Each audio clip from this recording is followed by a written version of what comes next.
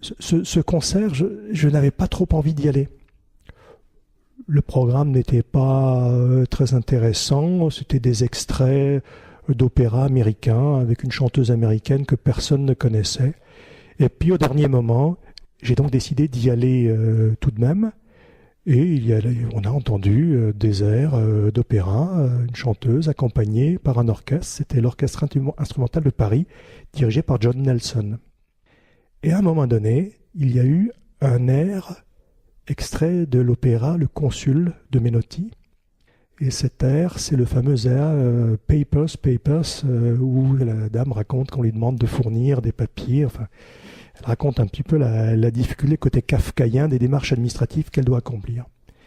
Et c'est là que le miracle s'est accompli. Cet air a duré 4-5 minutes. Et au bout de ces 4-5 minutes, j'étais en larmes. Mon épouse, qui était à côté de moi, je l'ai vue en larmes également.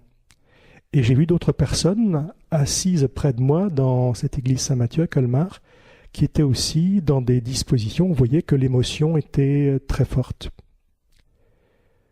Il se trouve que le lendemain soir, je suis retourné au concert. L'orchestre avait changé, mais à l'entracte, j'ai vu John Nelson qui était resté présent. Et je suis allé vers lui. Je lui dis « Maître, hier soir, j'étais à votre concert.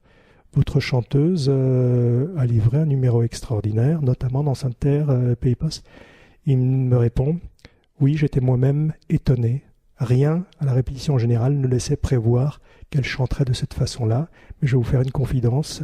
Si elle a chanté comme ça, c'est probablement parce que dans la journée, elle a appris que son père, aux États-Unis, vivait ces derniers instants. Et j'ai eu l'impression, me dit-il, qu'elle a chanté pour lui. Et elle a su, effectivement, à travers ce chant, faire passer une émotion qui, a priori, ne devait pas être contenue dans cet air du consul de Menotti.